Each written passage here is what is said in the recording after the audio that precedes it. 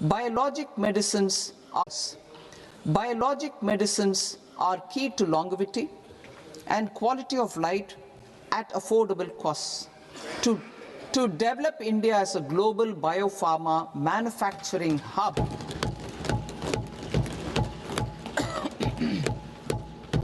I propose the Biopharma Shakti with an outlay of 10,000 crores over the next 5 years. This will build the ecosystem for domestic production of biologics and biosimilars. The strategy will include a biopharma-focused network with 3 new national institutes of pharmaceutical education and research, popularly known as NIPERs, and upgrading 7 existing ones. It will also create a network of 1,000 accredited India clinical trials sites. We propose to strengthen the Central Drug Standard Control Organization to meet global standards and approve timeframes through approval timeframes through a dedicated scientific review cadre and specialists. India's Semiconductor Mission 1.0 expanded India's semiconductor sector capabilities. Building on this, we will launch ISM 2.0 to produce equipment and materials, design full-stack Indian IP, and fortify supply chains. We will also focus on industry-led research and training centers to develop technology and skilled workforce. The Electronics Components Manufacturing Scheme, launched in April 2025, with an outlay of 22,919 crores, already has investment commitments at double the targets. We propose to increase the outlay to 40,000 crores to capitalize on this momentum.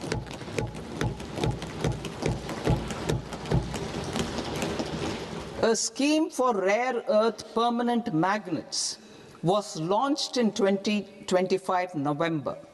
We now propose to support the mineral-rich states of Odisha, Kerala, Andhra Pradesh, and Tamil Nadu to establish dedicated rare earth corridors to promote mining, processing, research, and manufacturing. To enhance domestic chemical production and reduce import dependency, we will launch a scheme to support states in establishing 3 dedicated chemical parks through challenge route on a cluster-based plug-and-play model. Strong capital goods.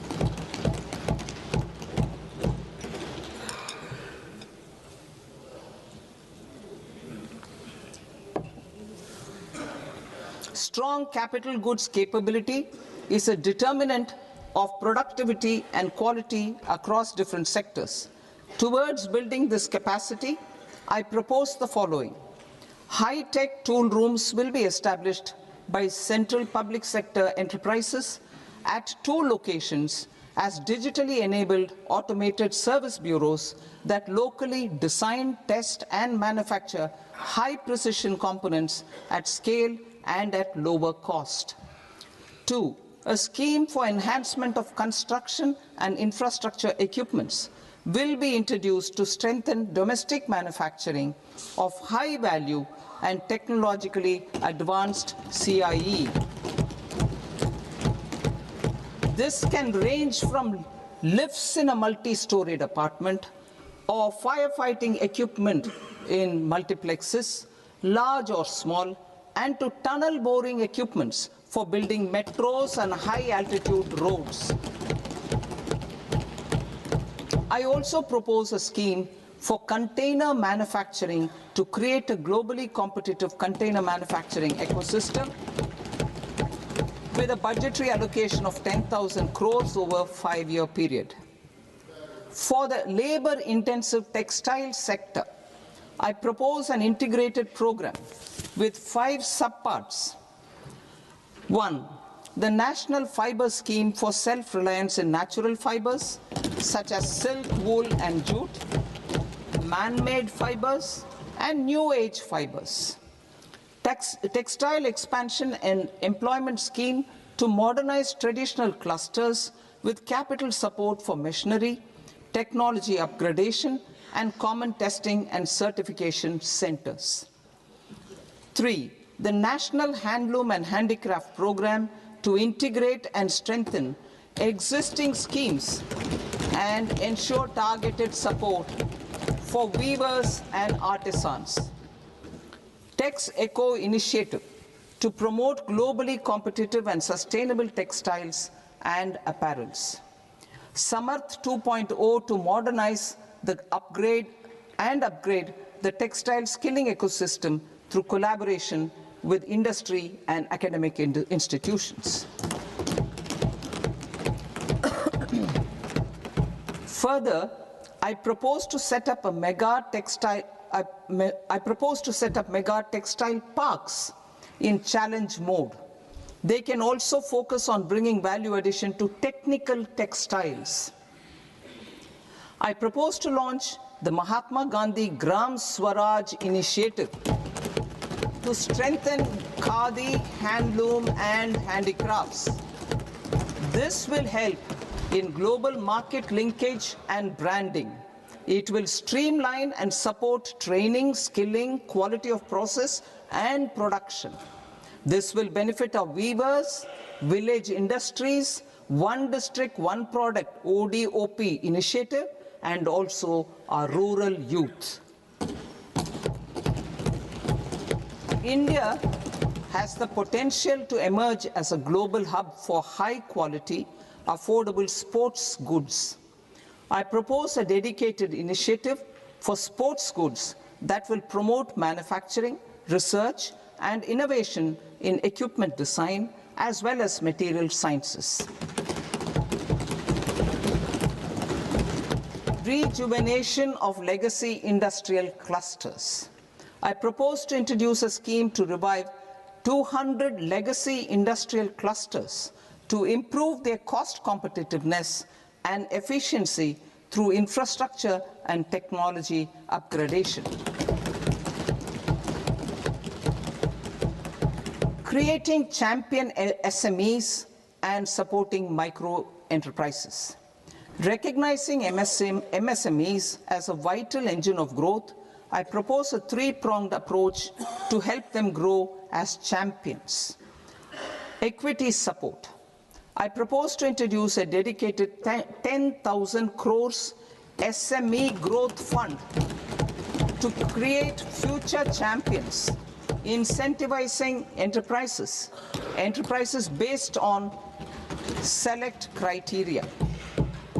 I also propose to top up the Self-Reliant India Fund, set up in 2021, with 2,000 crores to continue support to micro enterprises and maintain their access to risk capital. Liquidity support. With TREDS, more than 7 lakh crore has been made available to MSMEs. To leverage its full potential, I propose 4 measures. 1. Mandate TREDS as the transaction settlement platform for all purchases from MSMEs by CPSEs, serving as a benchmark for other corporates. 2. Introduce a credit guarantee support mechanism through CGTMSE for invoice discounting on TREDS platform. 3. Link GEM with TREDS for sharing information with financiers about government purchases from MSMEs, encouraging cheaper and quicker financing. 4. Introduce TREDS receivables as asset-backed securities, helping develop a secondary market, enhancing liquidity and settlement of transactions. Professional support. Government will facilitate professional institutions such as the ICAI, ICSI, ICMAI to design short-term modular courses and practical tools to develop a cadre of corporate mitras, especially in Tier 2 and Tier 3 towns. These accredited para-professionals will help MSMEs meet compliance requirements at affordable costs. Infrastructure.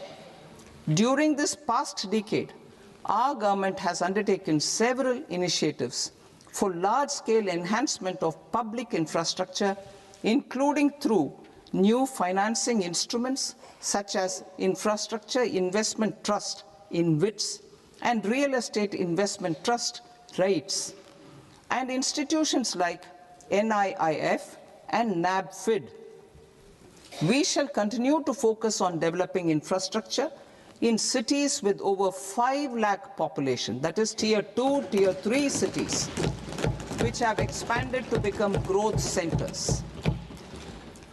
Public capital expenditure has increased manifold from 2 lakh crore in 2014-15 to an allocation of 11.2 lakh crore in BE 25-26.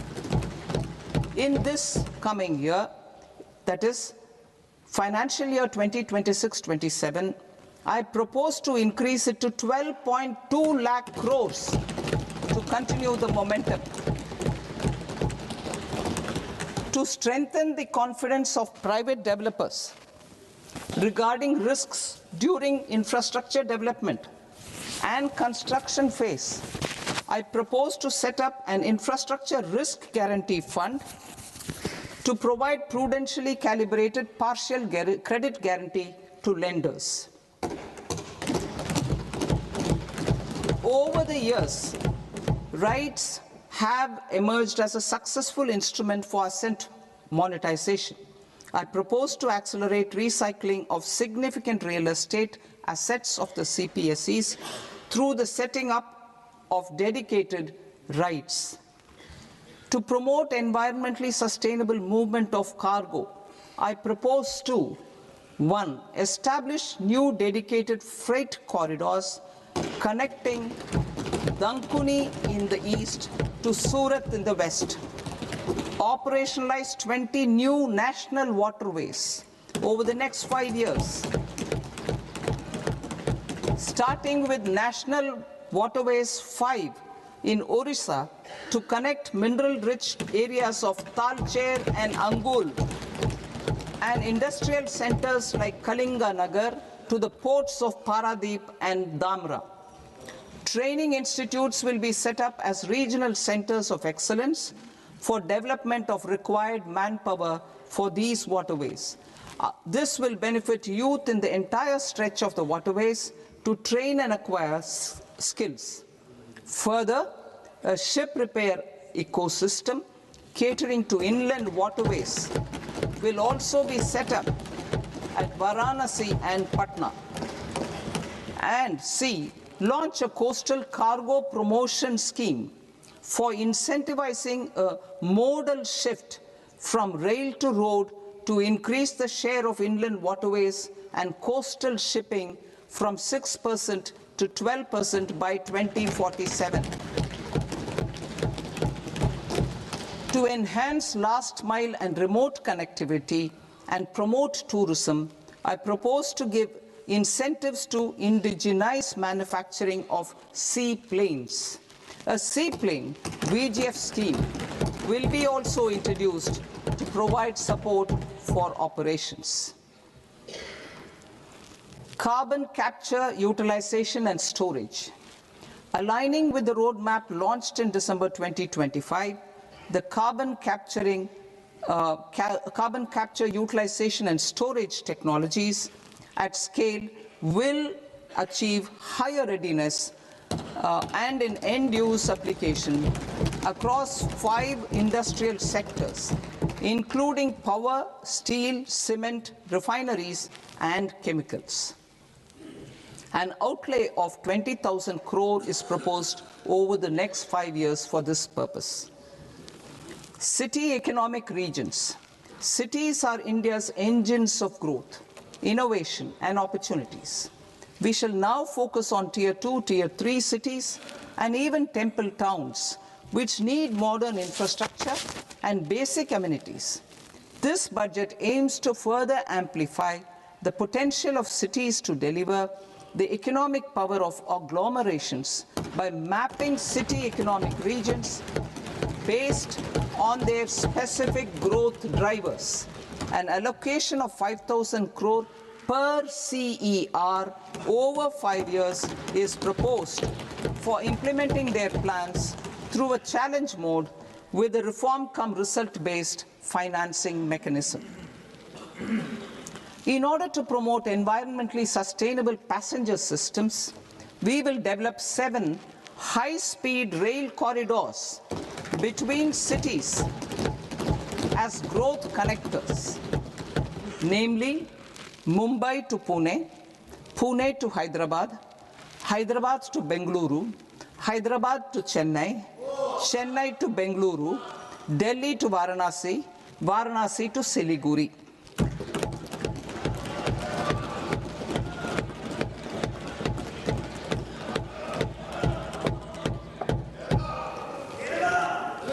Financial sector.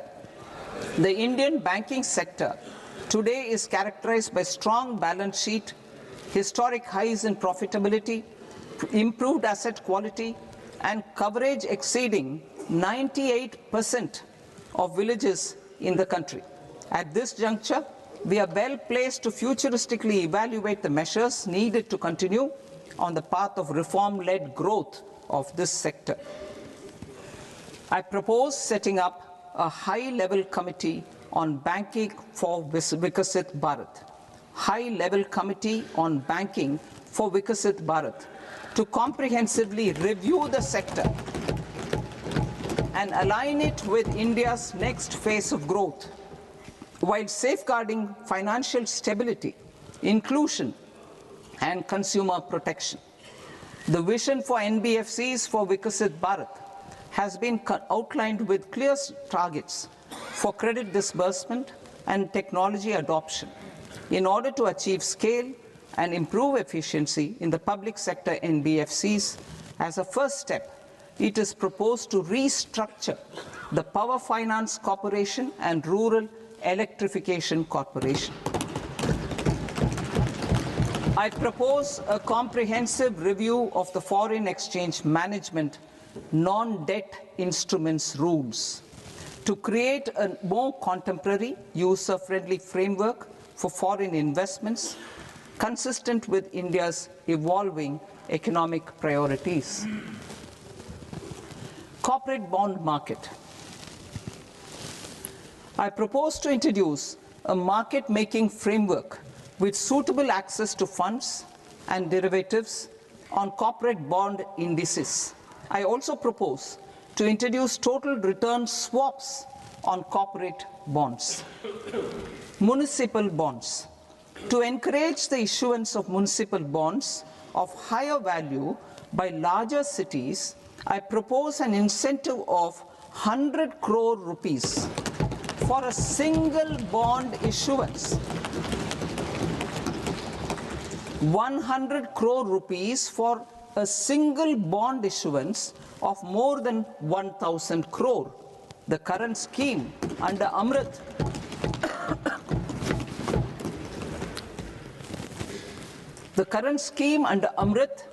which incentivizes issuances up to 200 crores only, will also continue to support smaller and medium towns.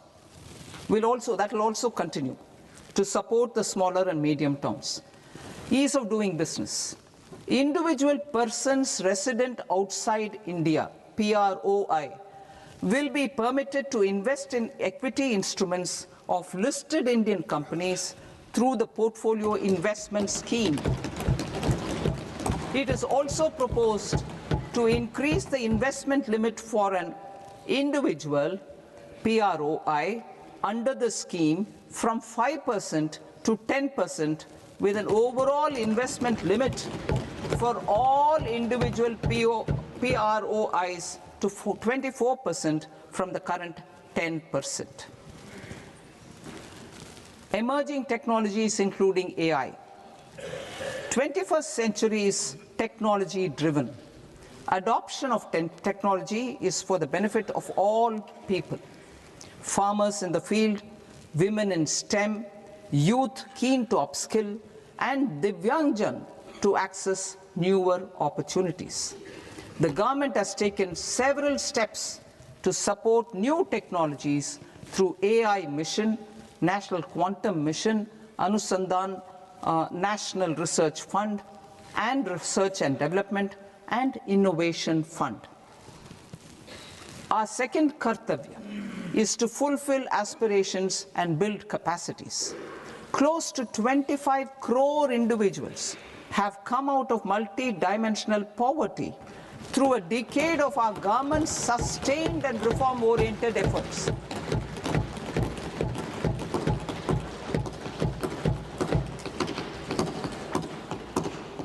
Our government has therefore decided to place a renewed emphasis on the service sector to provide a pathway to fulfilling aspirations of a youthful India with the following measures. I propose to set up a high-powered Education to Employment and Enterprises Standing Committee to recommend measures that focus on services sector as a core driver of Vikasit Bharat. This will make us a global leader in services with a 10% global share by 2047.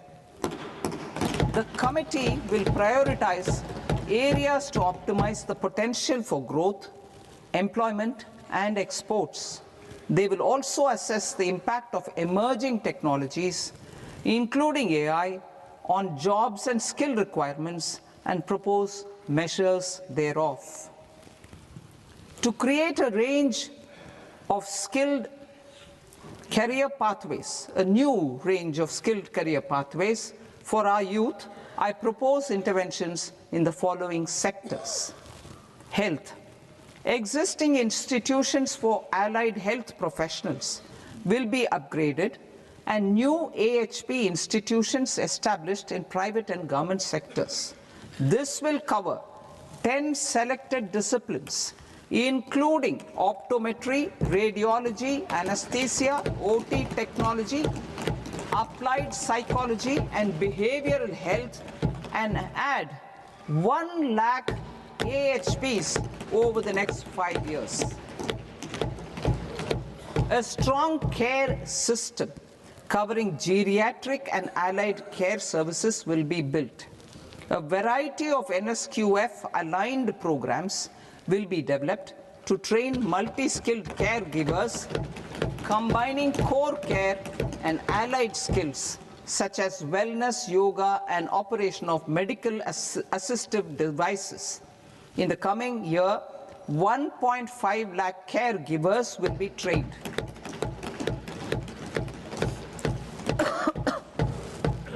Hubs for medical value tourism. To promote India as a hub for medical tourism services, I propose to launch a scheme to support states in establishing 5 regional medical hubs in partnership with the private sector. These hubs will serve as integrated healthcare complexes that combine medical, educational, and research facilities. They will have Ayush centers, medical value tourism facilitation centers, and infrastructure for diagnostics, post-care, and rehabilitation. These hubs will provide diverse opportunities, job opportunities for health professionals, including doctors and AHPs. Ancient Indian yoga, already respected in several parts of the world, was given a mass global recognition when Honorable Prime Minister took it to the UN. Post-COVID, Ayurveda gained a similar global acceptance and recognition. Exporting quality Ayurveda products helps farmers who grow the herbs and youth who process the products. To meet growing global demand, a few more steps are being taken. I propose to 1. Set up 3 new All India Institutes of Ayurveda. 2. Upgrade Ayush pharmacies and drug testing labs for higher standards of certification ecosystem, and make available more skilled personnel. 3. Upgrade the WHO Global Traditional Medicine Center in Jamnagar to bolster evidence-based research, training, and awareness for traditional medicine. Animal husbandry. Livestock contributes to close to 16% of farm income, including of poor and marginal households. To scale up availability of veterinary professionals by more than 20,000, I propose to roll out a loan-linked capital subsidy support scheme for establishment of veterinary and para-veterinary colleges, veterinary hospitals, diagnostic laboratories, and breeding facilities in private sector. Collaboration between Indian and foreign institutions will also be facilitated. Orange economy. India's animation, visual effects, gaming and comics sector, AVGC sector, is a growing industry projected to require 2 million professionals by 2030. I propose to support the Indian Institute of Creative Technologies, Mumbai, in setting up AVGC content creator labs in 15,000 secondary schools all over the country and 500 colleges. The Indian design industry is expanding rapidly, and yet there is a shortage of Indian designers. I propose to establish, through Challenge Route, a new National Institute of Design to boost design education and development in the eastern region of India. Education. Our government will support states through Challenge Route in creating 5 university townships in the vicinity of major industrial and logistics corridors.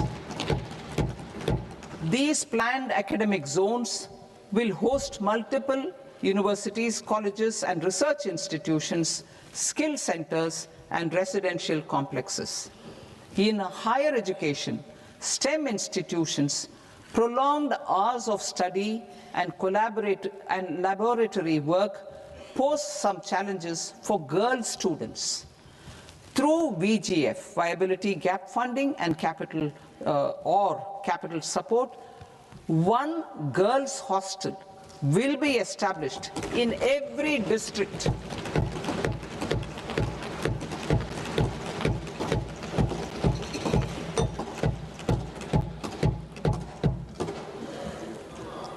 To promote astrophysics and astronomy via immersive experiences, 4 telescope infrastructure facilities will be set up or upgraded.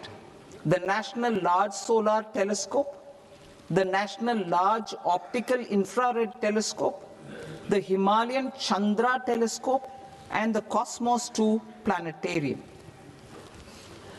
Tourism. The tourism sector has the potential to play a large role in the employment generation, forex earnings, and expanding the local economy. I propose to set up a National Institute of Hospitality by upgrading the existing National Council for Hotel Management and Catering Technology. It will function as a bridge between academia, industry, and government. I also propose a pilot scheme for upskilling 10,000 guides in 20 iconic tourist sites through a standardized, high-quality, 12-week training course in hybrid mode in collaboration with the Indian Institute of Management.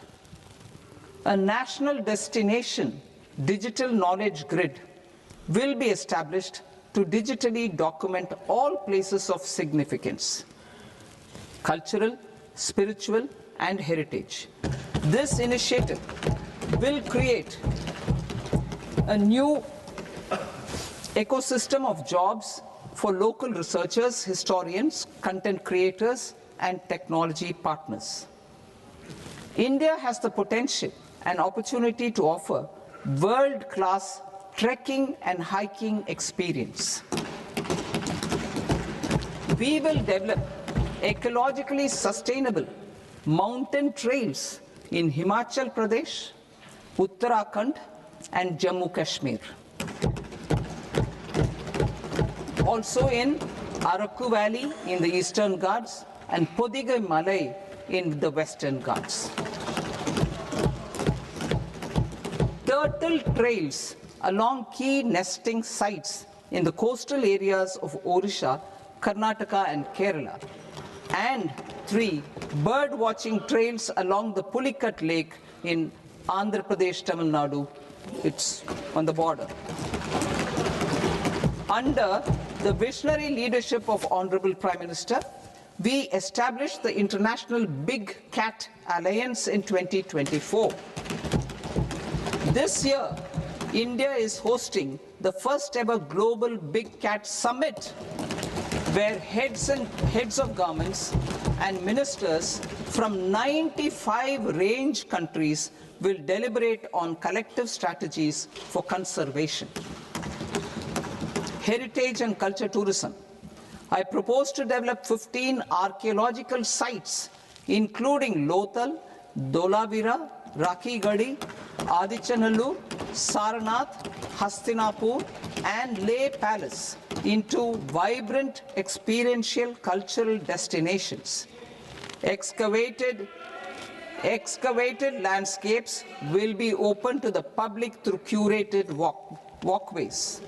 Immersive storytelling skills and technologies will be introduced to help conservation labs, interpretation centers, and guides. The sports sector provides multiple means of employment, skilling, and job opportunities. Taking forward the systematic nurturing of sports talent, which is set in motion through the Khelo India program earlier, I propose to launch a Khelo India mission to transform the sports sector over the next decade. The mission will facilitate an integrated talent development pathway supported by training centers, which are foundational, intermediate, and elite levels. B, systematic development of coaches and support staff. C, integration of sports science and technology. D, competitions and leagues to promote sports culture and provide platforms. And E, development of sports infrastructure for training and competition. Our third Kartavya aligns with our vision of Sabka Saath, Sabka Vikas towards Vikasit Bharat. This requires targeted efforts for 1, increasing farmer incomes through productivity enhancement and entrepreneurship, with special attention to small and marginal farmers. B, empowering Divyangjan through access to livelihood opportunities, training, and high-quality assistive devices. C, empowering the vulnerable to access mental health and trauma care. D, focus on the Purvodaya states and the Northeast region to accelerate development and employment opportunities. Fisheries. We will undertake initiatives for integrated development of 500 reservoirs and Amrit Sarovars. 2, strengthen the fisheries value chain in coastal areas and enable market linkages involving startups and women-led groups together with fish farmer producer organizations. Animal husbandry. To provide quality employment opportunities in rural and peri-urban areas, we will support the animal husbandry sector in entrepreneurship development through A, credit-linked subsidy program, B, scaling up and modernization of livestock enterprises, C, enhanced creation of livestock, dairy, and poultry enhanced creation of livestock, dairy, and poultry-focused integrated value chains, And D, encourage creation of livestock farmer-producer organizations. High-value agriculture. To diversify farm outputs, increase productivity, enhance farmers' incomes, and create new employment opportunities, we will support high-value crops such as coconut, sandalwood, cocoa, cashew in the coastal areas, agar trees in northeast, and nuts such as almonds, walnuts, and pine nuts in our hilly regions. These, all of them, will be supported. India is the world's largest producer of coconuts. About 30 million people, including nearly 10 million farmers, depend on coconuts for their livelihood. To further enhance competitiveness in coconut production, I propose a coconut promotion scheme to increase production and enhance productivity through various interventions, including replacing and non-productive trees with new saplings or plants or varieties in major coconut growing states. A dedicated program is proposed for Indian cashew and cocoa to make India self-reliant in raw cashew and coconut production and processing, enhance export competitiveness, and transform Indian cashew and Indian cocoa into premium global brands by 2030. Sandalwood. Sandalwood is closely linked to India's social and cultural heritage. Our government will partner with state governments to promote focused cultivation and post-harvest processing to restore the glory of the Indian sandalwood ecosystem, to rejuvenate old, low-yielding orchards, and expand high-density cultivation of walnuts, almonds, and pine nuts. We will support a dedicated program to enhance farmer incomes and in bringing value addition by engaging youth. Bharat Vistar, that is virtually integrated system to access agricultural resources. I propose to launch Bharat Vistar, a multilingual AI tool that shall integrate the AgriStack portals and the ICAR package on agricultural practices with AI systems. This will enhance farm productivity, enable better decisions for farmers, and reduce risk by providing customized advisory support. She Marts for rural women-led enterprises. Building on the success of Lakpati Didi program, I propose to help women take the next step from credit-linked livelihoods to being owners of enterprises. Self-help entrepreneur, She Marts will be set up as community-owned retail outlets within the cluster-level federations through enhanced and innovative financing instruments. Empowering Divyangjan. Divyangjan Kaushal Yojana. Information technology, AVGC sectors, hospitality and food and beverages sectors often offer task-oriented and process-driven roles which are suitable for Divyangjan. We will ensure dignified livelihood opportunities through industry-relevant and customized training specific to each Divyangjan group. Divyang Sahara Yojana. Timely access to high-quality assistive devices for all eligible Divyangjan is a fundamental need. I propose to 1. Support the Artificial Limbs Manufacturing Corporation of India, Alimco, to set up and to scale up production of assistive devices, invest in R&D and AI integration, strengthen PM Divyasha Kendras, and support setting up of assistive technology marts as modern retail style centers where Divyangjan and senior citizens can see, try, and purchase assistive products. Reaffirming our commitment to mental health and trauma care. There are no national institutes for mental health care in North India.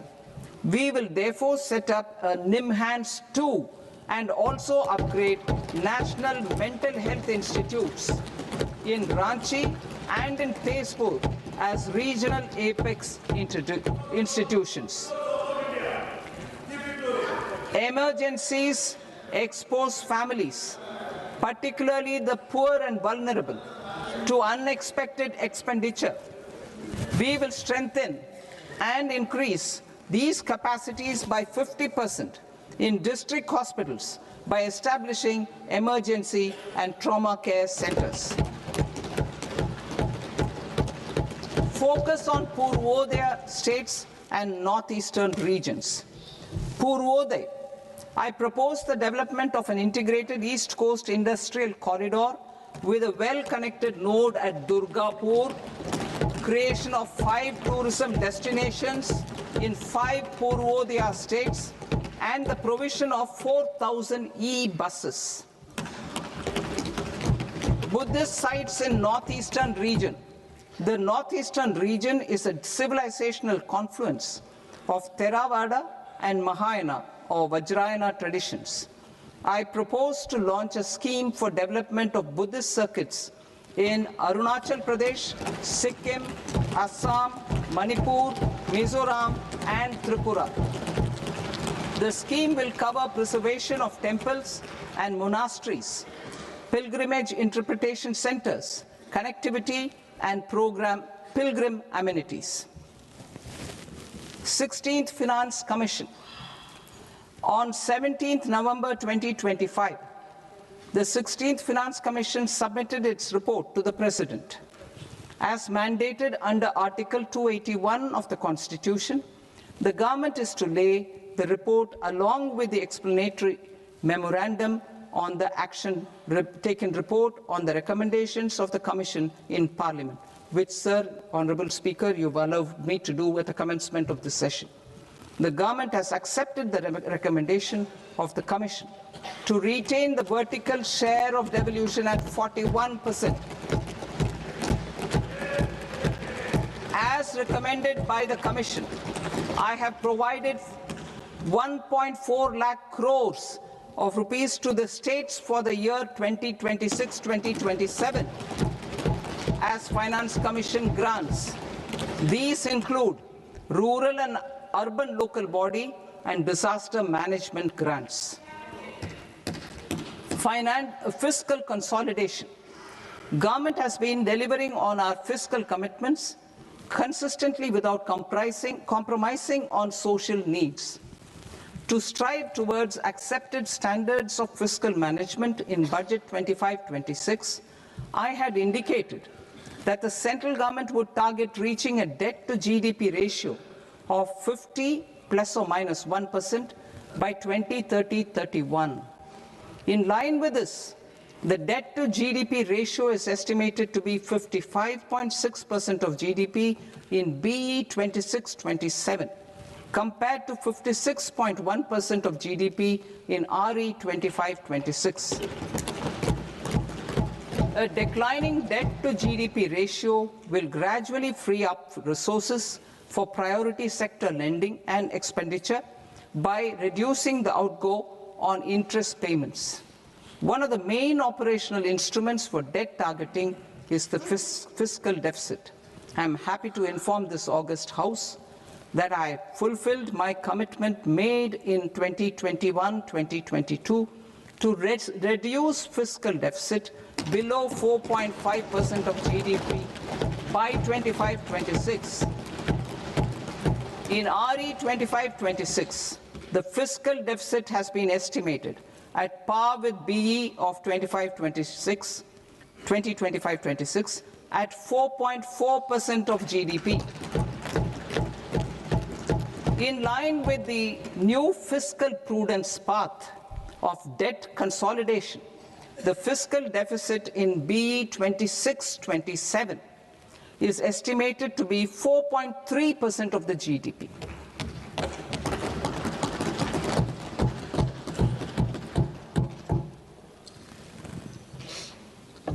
The revised estimates of the non-debt receipts are 34 lakh crore rupees, of which the centre's net tax receipts are 26.7 lakh crore. The revised estimate of the total expenditure is 49.6 lakh crore rupees, of which the capital expenditure is about 11 lakh crores. Budget estimates 2026 to 2027. Coming to 26-27, the non-debt receipts and the total expenditure are estimated as 36.5 lakh crore and 53.5 lakh crore respectively. The centre's net tax receipts are estimated at 28.7 lakh crore rupees. To finance the fiscal deficit, the net market borrowings from dated securities are estimated at 11.7 lakh crore rupees. The balance financing is expected to come from small savings and other sources. The gross market borrowings are estimated at 17.2 lakh crore rupees. I'll now move to Part B. Part B, direct taxes.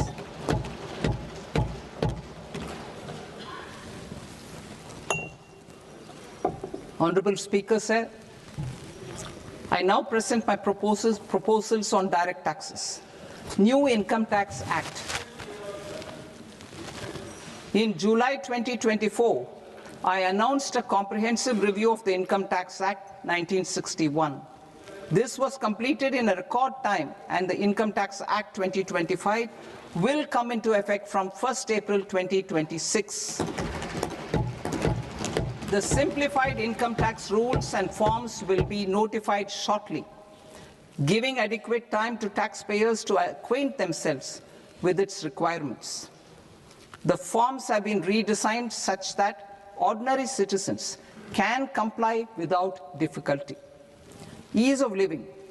I propose that any interest awarded by the Motor Accident Claims Tribunal to a natural person will be exempt from income tax, and any TDS on this account will be done away with. I propose to reduce TCS rate on the sale of overseas tour program package from the current 5% and 20% to 2% without any stipulation of amount. I propose to reduce TCS rate for pursuing education and for medical purposes under the Liberalized Remittance Scheme, popularly known as LRS, from 5% to 2%. Supply of manpower services is proposed to be specifically brought within the ambit of payment to contractors for the purpose of TDS to avoid ambiguity. Thus, TDS on these services will be at the rate of either 1% or 2% only. I propose a scheme for small taxpayers, wherein a rule-based automated process will enable obtaining a lower or nil deduction certificate instead of filing an application with the assessing officer. For the ease of taxpayer holding securities in multiple companies, I propose to enable depositories to accept Form 15G or Form 15H from the investor and provide it directly to various relevant companies. I propose to extend time available for revising returns from 31st December to up to 31st March with the payment of a nominal fee. I also propose to stagger the timeline for filing of tax returns. Individuals with ITR 1 and ITR 2 returns will continue to file till 31st July, and non-audit business cases or trusts are proposed to be allowed time till 31st August. TDS on sale of immovable property by a non-resident is proposed to be deducted and deposited through resident buyers and his or her PAN-based challan instead of requiring a TAN, which is a temporary accounting number.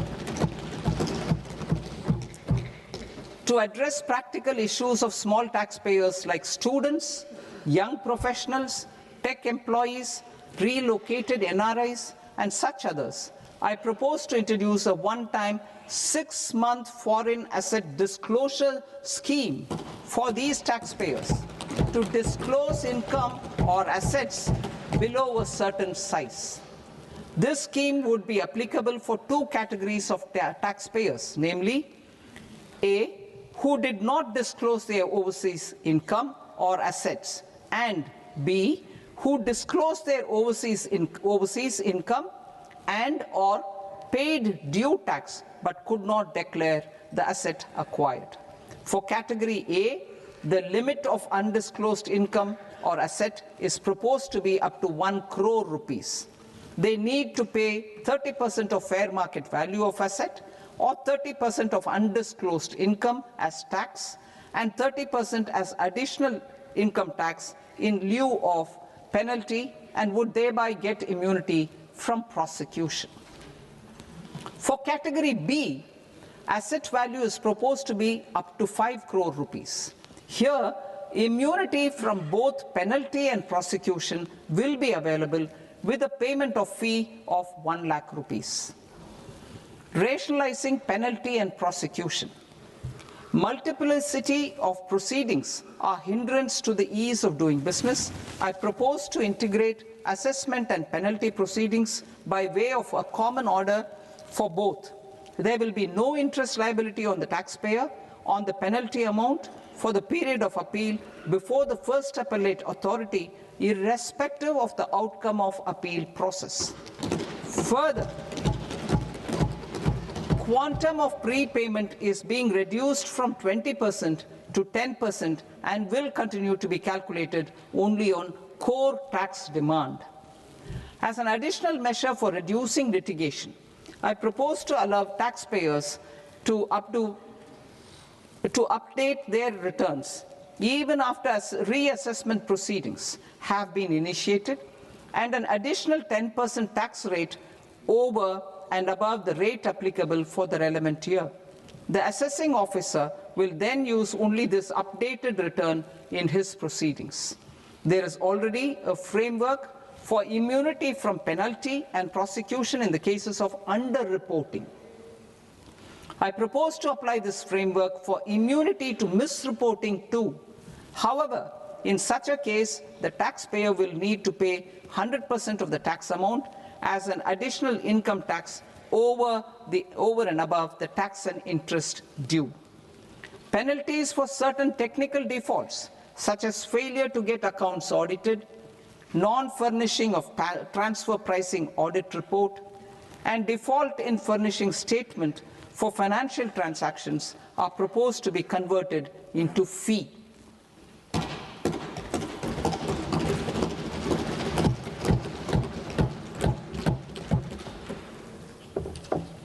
I propose to rationalize prosecution framework under Income Tax Act while maintaining a careful balance for deterrence in some serious offence.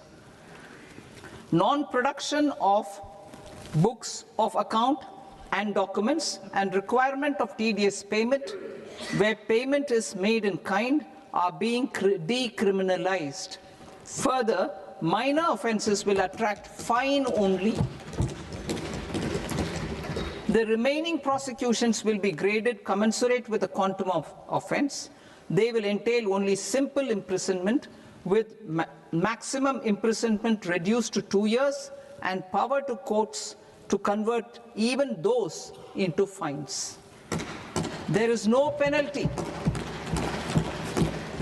There is no penalty presently for non-disclosure of non-immovable foreign assets with aggregate value less than 20 lakh rupees. I propose to also provide them with immunity from prosecution with retrospective effect from 1/10/2024.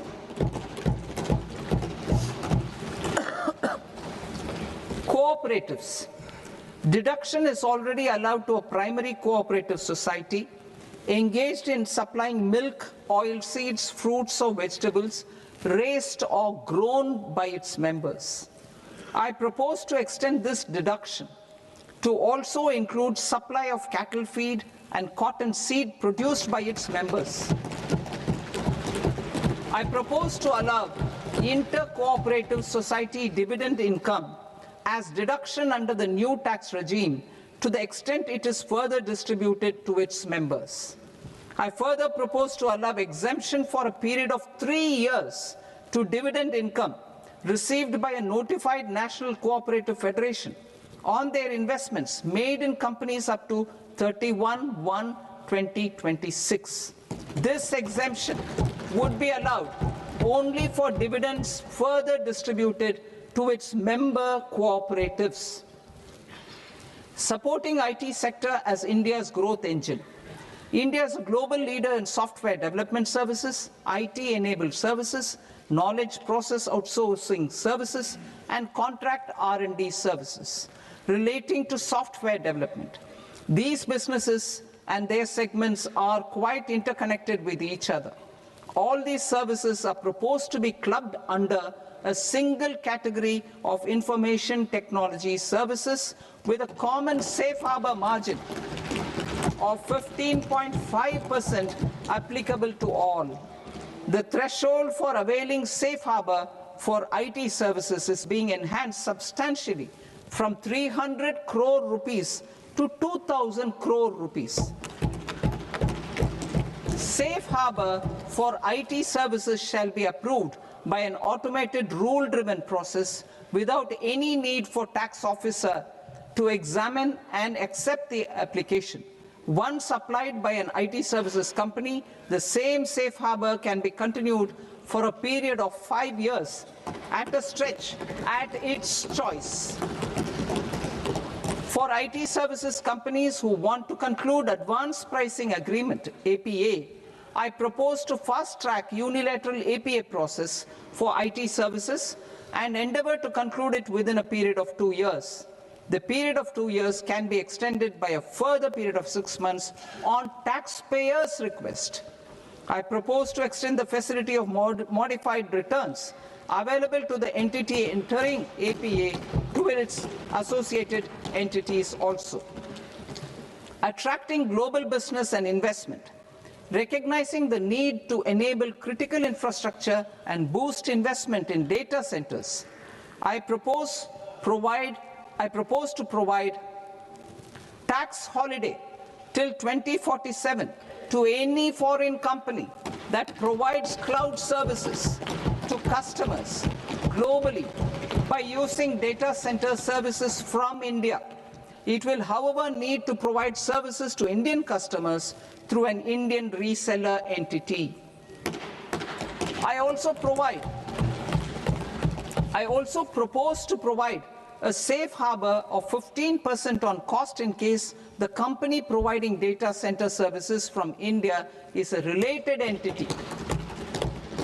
To harness the efficiency of just-in-time logistics for electronic manufacturing, I propose to provide safe harbor to non-residents for component warehousing in a bonded warehouse at a profit margin of 2% of the invoice value.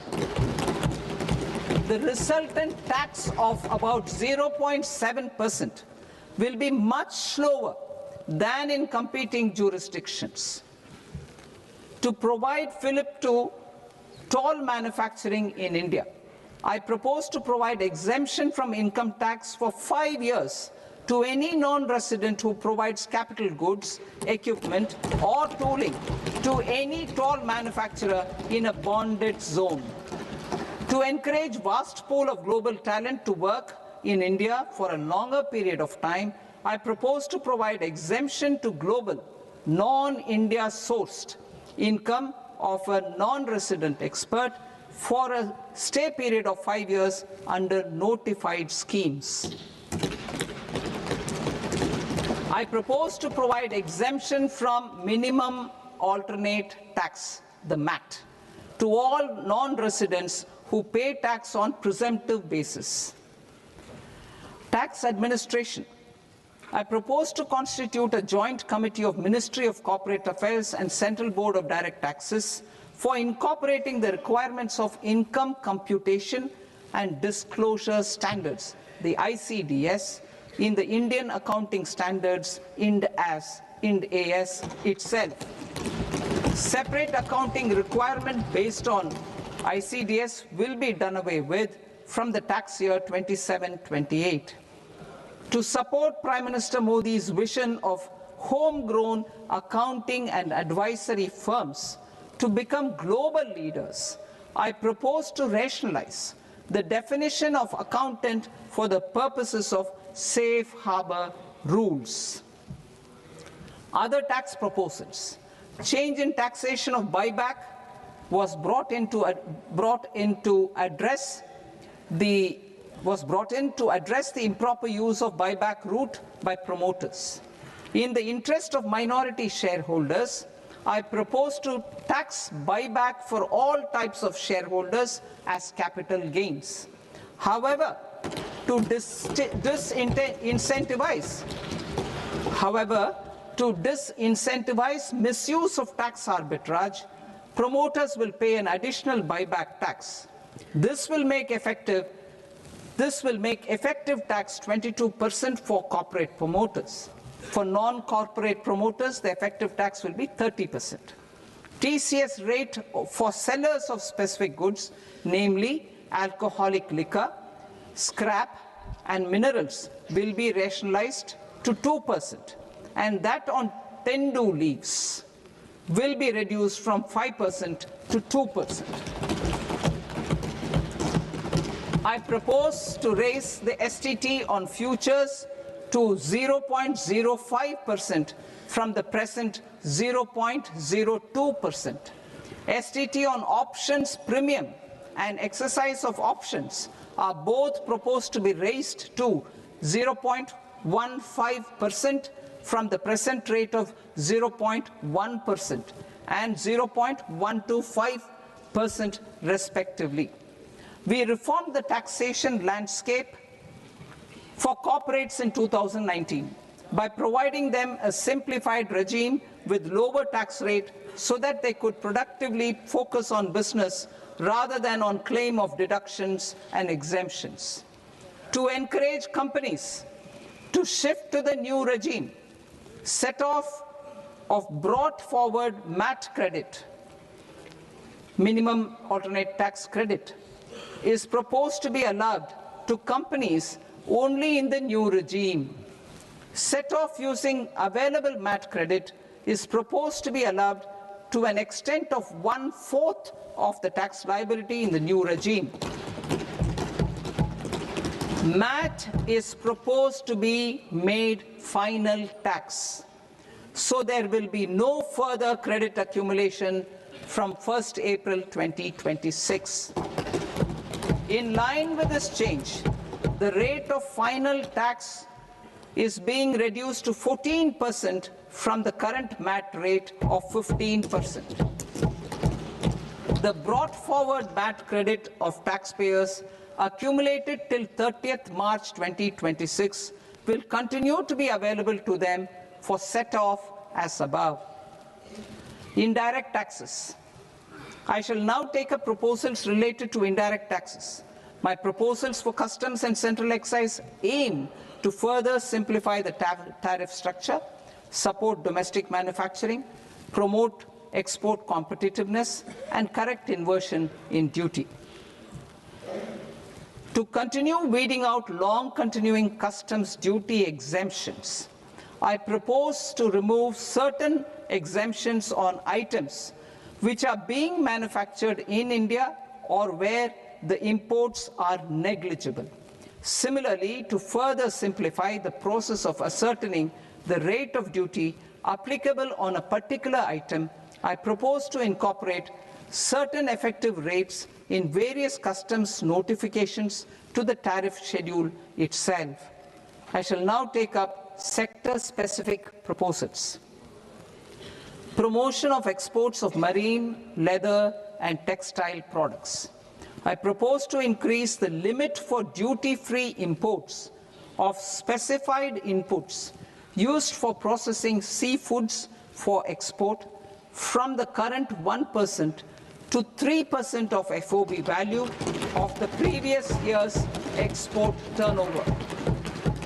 I also propose to allow duty-free imports of specified inputs, which is currently available for exports of leather or synthetic footwear, to exports of shoe uppers as well. I propose to extend the time period for export of final product from the existing 6 months to 1 year for exporters of leather or textile garments, leather or synthetic footwear, and other leather products. Energy transition and security.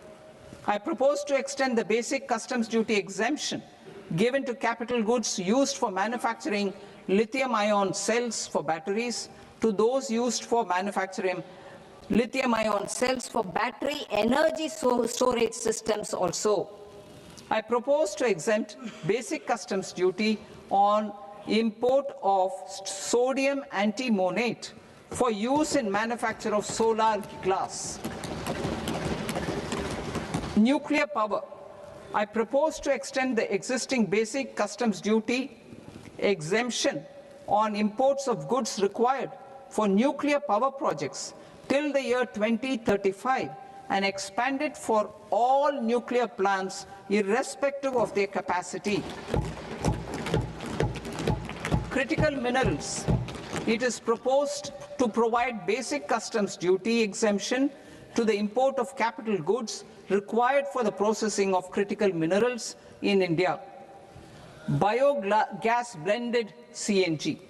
I propose to exclude the entire value of biogas while calculating the central excise duty payable on biogas blended CNG. Civil and defense aviation. I propose to exempt basic customs duty on components and parts required for the manufacture of civilian training and other aircrafts. It is proposed to exempt basic customs duty on raw materials imported for the manufacture of parts of aircraft to be used in maintenance, repair, or overall requirements by units in the defense sector. Electronics. To deepen value addition in the consumer electronics sector, I propose to exempt basic customs duty on specified parts used in the manufacture of microwave ovens. Special economic zone. To address the concerns arising about utilization of capacity by manufacturing units in the special economic zones due to global trade disruptions, I propose as a special one-time measure to facilitate sales by eligible manufacturing units in SEZs to the domestic tariff area at concessional rates of duty. The quantity of such sales will be limited to a prescribed proportion of their exports. Necessary regulatory changes will be undertaken to operationalize the measures while ensuring level playing field for the units working in the DTA. Ease of living. To rationalize the customs duty structure for goods imported for personal use, I propose to reduce the tariff rate on all dutiable goods imported for personal use from 20% to 10%. To provide relief to patients, particularly those suffering from cancer, I propose to exempt basic customs duty on 17 drugs or medicines. I propose also to add 7 more rare diseases for the purposes of exempting import duties on personal imports of drugs, medicines, and food for special medical purposes used in their treatment. Customs process. India's role and share in the global trade is poised for a major leap in line with our ambition and journey towards Vikasit Bharat.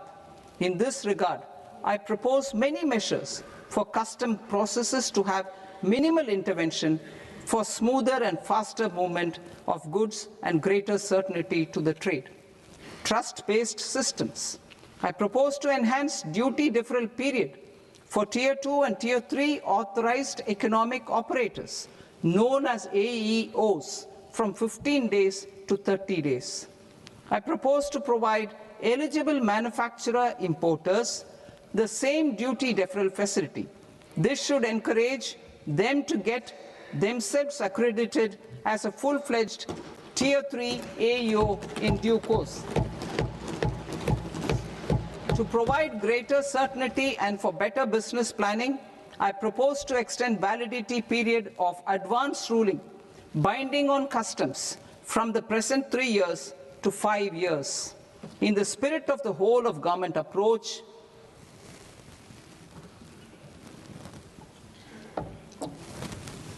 government agencies will be encouraged to leverage AEO accreditation for preferential treatment in clearing their cargo.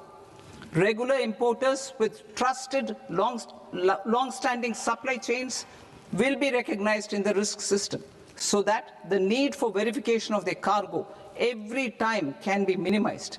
Export cargo using electronic sealing. Export cargo using electronic sealing will be provided through clearance from the factory premises to the ship. For import of goods not needing any compliance, filing of bill of entry by a trusted importer and arrival of goods will automatically notify customs for completing their clearance formalities. This will enable goods to be released immediately on arrival. The customs warehouse framework will be transformed into a warehouse operator-centric system with a self-declarations, electronic tracking, and risk-based audit. These reforms will move away from the current system of officer-dependent approvals and reduce transaction delays and compliance costs. Ease of doing business. Approvals required for cargo clearance from various government agencies will be seamlessly processed through a single and interconnected digital window by the end of the financial year.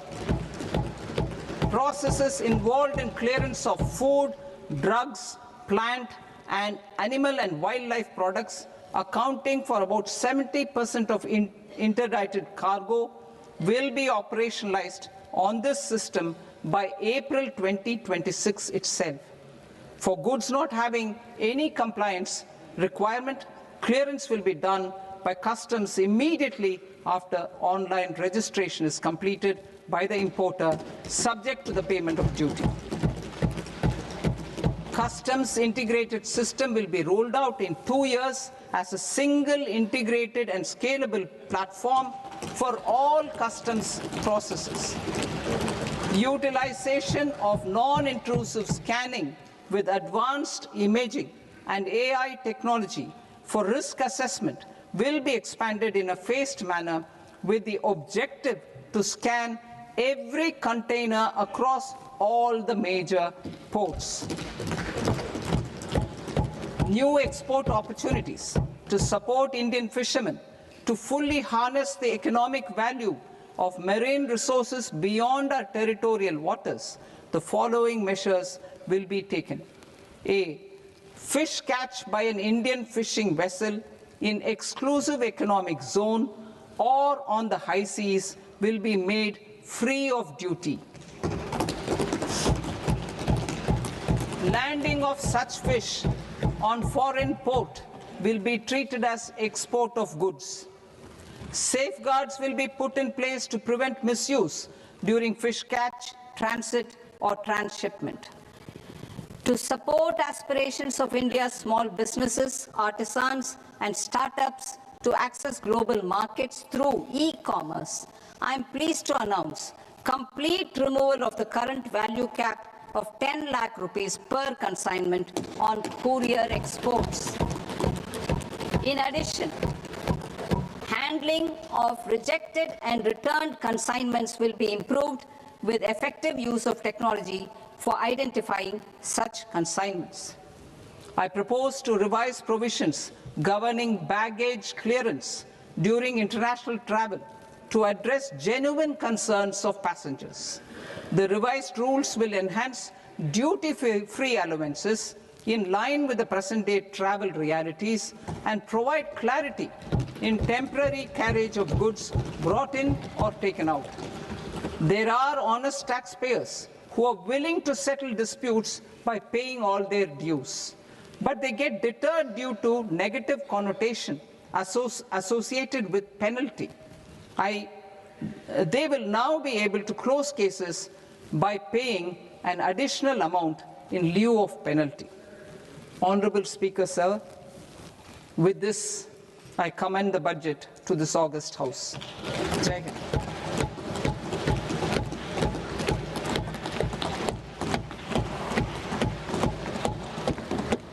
One and a half hours.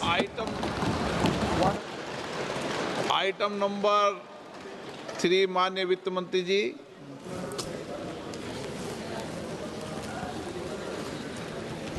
Item number 2, sir. 3. Sir, with your permission, I rise to lay on the table of the following statements under Section 3, 1 of the Fiscal Responsibility and Budget Management Act of 2003. Medium-term fiscal policy cum fiscal policy strategy statement and macroeconomic framework statement. Item number 4 माननीय वित्त मंत्री जी। Sir, with your permission, I move for leave to introduce the Finance Bill 2026. प्रश्न ये कि विधेयक को पुनर्स्थापित करने की अनुमति प्रदान की जाए। जो सदस्य इस पक्ष में हाँ गए, जो सदस्य विरोध में ना गए, मेरे विचार में निर्णय हाँ वालों के पक्ष में हाँ वालों के पक्ष में अनुमति प्रदान की जाती है। माननीय मंत्री जी, अब विधेयक पूरे स्थापित करें। Sir, I introduce the bill. माननीय सदस्यगण, आपको सूचित किया जाता है कि माननीय वित्त मंत्री जी के बजट भाषण की कॉपी पब्लिकेशन काउंटर पर ली जाती है। बजट भाषण और बजट से संबंधित दस्तावेज आपके मोबाइल फोन और मेंबर पोर्टल्स पर ही उपलब्ध है। सभा की कार्रवाई कल सोमवार दिनांक 2 फरवरी 2026 को प्राप्त 11 बजे तक के लिए स्थगित की जाती है।